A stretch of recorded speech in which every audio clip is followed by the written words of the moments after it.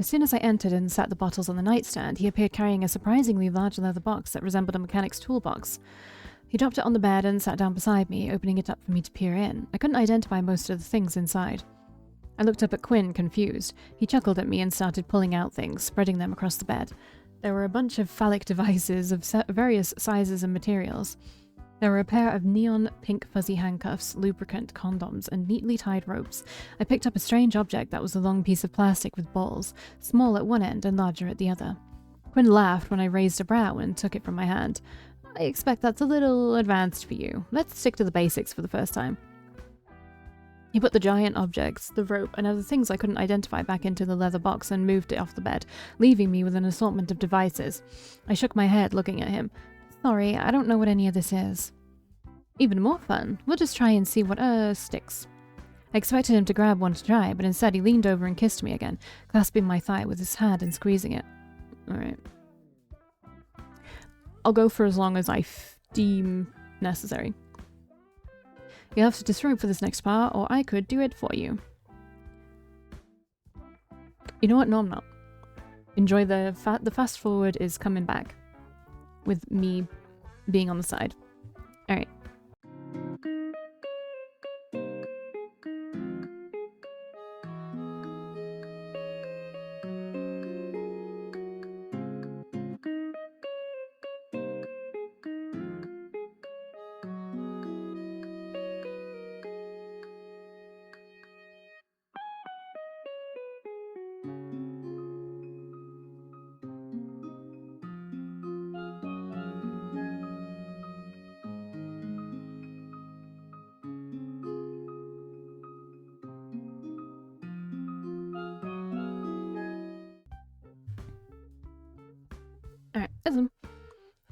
So immediately I curled up against his body, seeking warmth and comfort. Quinn was delighted. He hugged me tightly and nuzzled my ear. I'm in love with you, Valkii. I know it's soon, and I know that might be a lot, but I feel it. I've never had feelings like these for anyone before you. I love you too. Quinn's eyes widened with surprise at my quick and easy confession. I didn't mean to pressure you into saying... I put my hand over his mouth again. I said it because I wanted to. I saw tears form in his eyes. He took my hand into his and kissed my fingertips and knuckles. I don't deserve your love, but I will cherish and earn it. Do you want anything? Snack or a drink? Don't go. Just hold me. He smiled and held me tighter. I rested my head against his chest, listening to his comforting heartbeat. Always. What is this, Kisby? Sebastian. Sebastian is outside, watching again. He looks really angry. Why am I scared? The loud banging on our apartment door jerked Quinn and I from our peaceful slumber, entangled in each other's arms. That kind of knocking used to precede my mother's wrath, so I scrambled from my clothes in a panic. It was just after 6 in the morning. Hey, calm down. Quinn looked at me with concern, his hand on my shoulder. I took a deep, shaky breath. Sorry, bad memories. Okay, just relax. Probably just a pissed-off delivery guy. I ordered some reusable clay for you to practice with. I smiled, touched by his thoughtfulness. He patted my shoulder and stood, pulling on his clothes before leaving the door to open the door. I leaned back against the bed, burying my face in the pillow he used. There was a faint honey smell I had never noticed before. Was it shampoo or perfume? I wasn't sure. A scream interrupted my thoughts. Frantically, I jumped out of the bed and ran out of the room. I froze in the hallway, shocked by the sight. 2 men stood in our living room. One was Sebastian, my co-worker at the cafe. The other was a man I'd never seen before, but based on the panic and terror on Quinn's face, I assumed it was Dion. Dion held Quinn against a wall, whispering in his ear with a knife to his throat and a gun tucked away in the waistband of his jeans. Sebastian's eyes were immediately on me. The pure fury in them stunned me. What's going on? Let him go! I'm calling the police! I ran back into my bedroom to grab my cell phone. Sebastian followed me, kicking the door closed behind him. He snatched my phone out of my hand and threw it out the opened window. Please don't hurt me. I fell to my knees, terrified. My words caused the rage in his eyes to flicker, and for a brief moment he looked sad.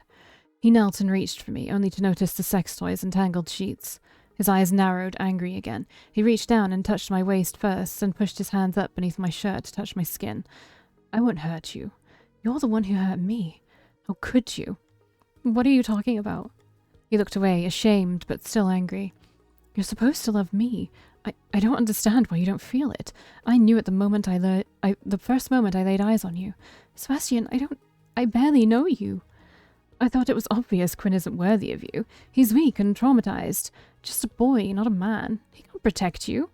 Your brother would eat him alive. My brother? It's my fault. I thought Quinn would be a good friend to you. I didn't expect him to take advantage of your loneliness like that.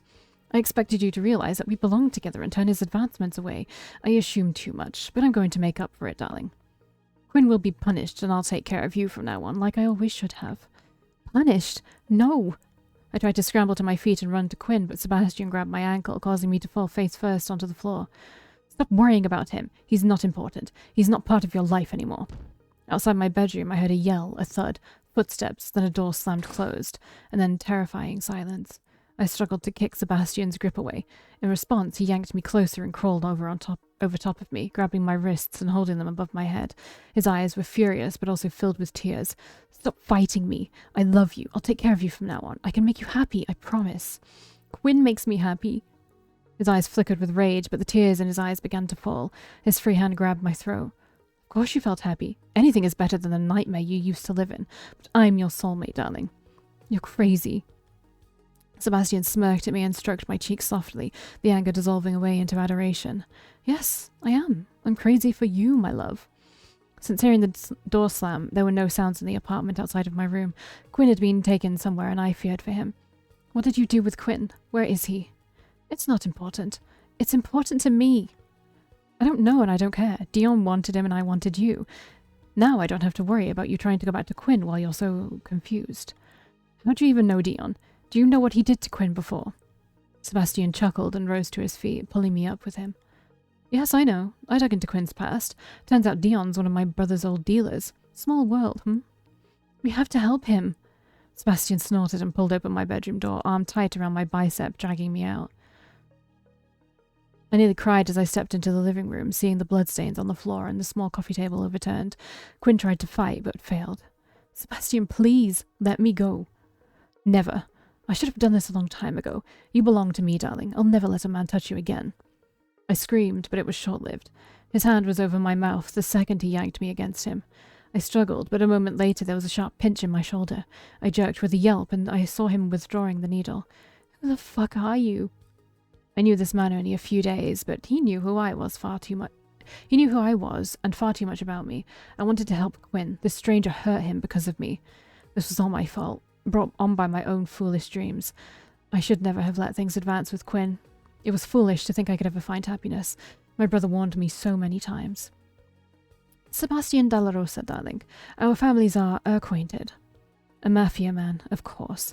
I thought my brother would be the biggest threat to Quinn, but I thought that I could handle Brandon. I thought he wouldn't want me to hurt me again. I forgot about all the other people who might want to hurt me. If only I had rejected Quinn. My legs went weak and darkness filled my vision. I prayed Quinn wasn't hurt badly. I hoped he could find a way to escape. I didn't want to be the reason his life was ruined all over again. Let's go home, darling. If only I had lived somewhere else. If only I had never indulged in the fantasy of a normal life. I collapsed in Sebastian's arms before I fell unconscious. Where is my happy ending? Literally nowhere, apparently. Like, nowhere. Alright. Alright, so we don't kiss Quinn now. I nervously pulled back, biting on my bottom lip. Quinn's expression turned sad, and he sat back on the couch and pulled his knees to his chest. Sorry, I thought things were going well. It is. I reached over and held onto his arm, feeling terrible. I didn't know what was wrong with me or why I was so hesitant. Kissing was supposed to be an easy thing that happens often from all the movies I watched, but every time I thought of building something more with Quinn, fear took control. What would Brandon do if he found out? What would happen if it didn't work out between us? What would I do if I got hurt or if I couldn't satisfy him like others? Doubts plagued my mind. I'm sorry, I really am. I'm just so nervous.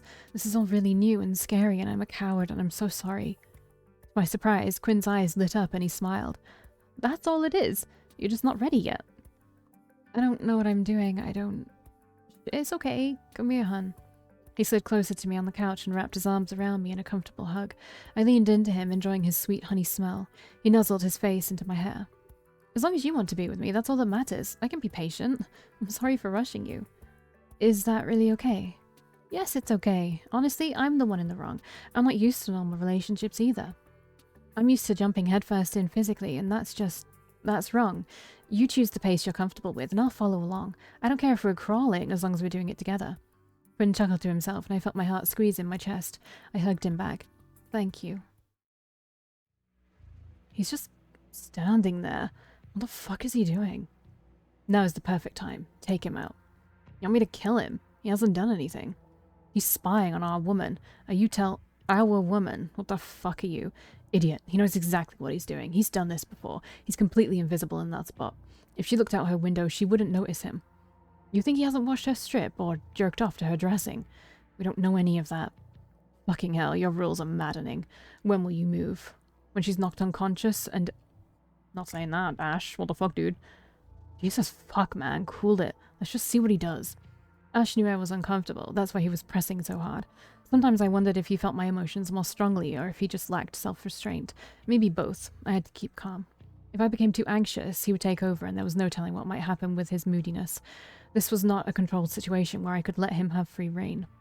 I followed Sebastian after work. He'd done some routine things at first. Then a trip to a grocery store. I was about to give up and head home when he started heading in this direction. Ash insisted we continue. Once it was completely dark and the moon was mostly hidden in the cloudy sky, he arrived at Quinn's apartment, where Valkii now lived. Now, he sat between some trees and bushes between their building and some forest, where he could easily look into both the living area and Valkyie's bedroom. Their apartment was in the back of the building on the first floor. I couldn't see inside the apartment from where I hid on the back corner of the building, but I could see him. Hours must have passed. Eventually, I sat down on the grass, waiting for my target to make a move. It wasn't the first stakeout I'd done, and I was sure it wouldn't be my last either. I had no idea how late it was when Sebastian finally stood. I expected him to leave, given Quinn and Valkii were long asleep by now. To my surprise, he did not. Instead, he approached Valkie's open window. Why would she leave that open? And began to climb inside. After him. For once, I agreed with the angry and impatient voice in my head. I sprinted towards the window and grabbed Sebastian around the waist before he could lift himself inside. He hit the ground with a loud thud. What the fuck are you doing? He was coughing now, turning on his side. The wind must have been knocked out of him when he hit the ground. What was that? Valkii shouted from inside. Sebastian cursed and scrambled to his feet, despite still struggling to breathe. Before he could get away, I charged him down and pinned him against the building. Valkii? What's going on? I heard someone right outside my window. Sebastian shoved me back, trying to get free of me, but I had him pinned in place. He snarled at me and whispered, "Let me go or she'll catch both of us." "I'm only here because of you. You're the fucking creep. Do you think she will believe that?" I hesitated. Would she? Or would she think I was stalking her just like Sebastian? He could easily flip the tables on me and claim he was following me. It would be his words against mine. Who would she believe? Or would she just wipe her hands of us both? I was about to get up and run, but when I heard Quinn's voice approaching, I knew it was too late. What the fuck is going on? Julian? Quinn skidded to a halt as they rounded the corner of the building, Valkii right behind her. I guess you could use both. He's fine with both, right? Quinn knows you. He'll fix this. I caught Sebastian. Suddenly, a fist struck my face, causing my nose to crack and me to fall backwards. Sebastian had gotten his hand free and punched me. He immediately stood and ran over to Valkii. "Valkii, darling, I followed this guy here. I overheard him talking on the phone about you, and it creeped me out. So I followed him here, and I saw him peeping in your window. I tried to stop him, but he got the upper hand for a moment. I had no idea you lived here." "What the fuck?" "Kill him." "I can't in front of them." Julian was watching me sleep. My eyes darted... Let's move me just for a second down here, maybe over here. Yeah, over here. My eyes darted back and forth between Julian and Sebastian. Blood leaked from Julian's nose. He tried to wipe it away, but only smeared it over his face. I reached out and held onto Quinn's arm, confused and afraid. He put a comforting hand on top of mine and glared at Sebastian. "Who the fuck are you?" "That's Sebastian. He works at the cafe with Julian and me." "What? I've never seen him there." "He started the same day as me." Quinn briefly grew quiet, staring at the two of them. "Bullshit. I ain't buying this shit. I've known Julian for years. He protects girls from shit like that. I've seen it myself. He's an asshole, but he's not a fucking perverted stalker. Why are you here?" Sebastian ignored Quinn and tried to approach, but Quinn stepped in front of me and outstretched his arm to keep me behind him. "Please, darling, you have to believe me." I shook my head. I didn't buy it either. Sebastian always seemed a little off. He was overly affectionate for a stranger I just met. Granted, Julian seemed a little intense too, but I trusted Quinn's judgment. "I think you should go, Sebastian. Get the fuck out of here before I call the cops." Sebastian's eyes darkened as he glared at Quinn. Step aside, Quinn. I need to talk to her alone. How about my dead fucking body? Yo, don't say that. Those terms are acceptable. Fury burning in his eyes, his hand snatched Quinn's throat. Quinn was a small guy, just a couple inches taller than me, but with a very similar build. Sebastian towered over him in height and was twice his width and nothing but muscle hidden behind that green jacket. He effortlessly lifted Quinn off the ground and threw him to the side, slamming his body into the side of a building. Quinn immediately fell limp into the ground, unconscious. Quinn, no! I attempted to rush to his side in panic, but Sebastian grabbed my forearm and yanked me back to him. I struggled to pull free, but I was helpless against his strength. Darling, listen to me. Release her! Julian charged full force into Sebastian, knocking him to the ground again. His hold on me did not falter, and I was yanked down with him. I struck my head on a broken brick that must have fallen off the old poorly maintained building. My vision blurred and my head spun, but I remained conscious. I heard fist connected... Oh, that was a horrible noise. What the fuck? I heard fist connect with flesh and the cracking of bones to my side before a strong wind picked up. Something wet splattered my face. I managed to pull myself free of Sebastian's grip with effort. I sat up, but dizziness took over. The wind whipped my hair around my face, blinding me further. The sky above seemed to darken. Quinn, I have to... Quinn. Him too. The wind whipped violently. Why was there no thunder, no lightning? Was a tornado nearby? I failed to focus my vision. Leaves circled around me. I tried to climb to my feet, but the wind pushed me down. Julian? Quinn? What's happening? And then as suddenly as it started, it all stopped. I was on my hands and knees in the grass. I had to push my hair out of my face and look around, blinking away the dust and tears in my eyes. Sebastian was motionless on the grass, multiple severe head injuries. Deep, inhumane claw marks ran down one side of his face. I shakily rose to my feet, looking for Quinn. He laid a few feet away from the building. His neck was broken. I screamed. It's okay, sweet girl. Arms encircled me from behind, and I felt his face nuzzle into my messy, wind-blown hair. I jumped and spun around to face him and nearly shrieked at the sight of his face and clothes covered in blood. There's no need for all that yelling. Oh, you got a little blood on you. His hand reached up to my cheek, but he paused and smirked when he realized his hands were drenched in blood. Was it Sebastian's? Quinn's? Both? Why? Why? Quinn stood up for you. I suppose he did. I'll confess, we didn't like seeing you cling so desperately to him. A weakling like that can't protect you from all the big, bad monsters. I shrunk under the heat and intensity of his gaze, suddenly feeling like prey beneath the predator's claws.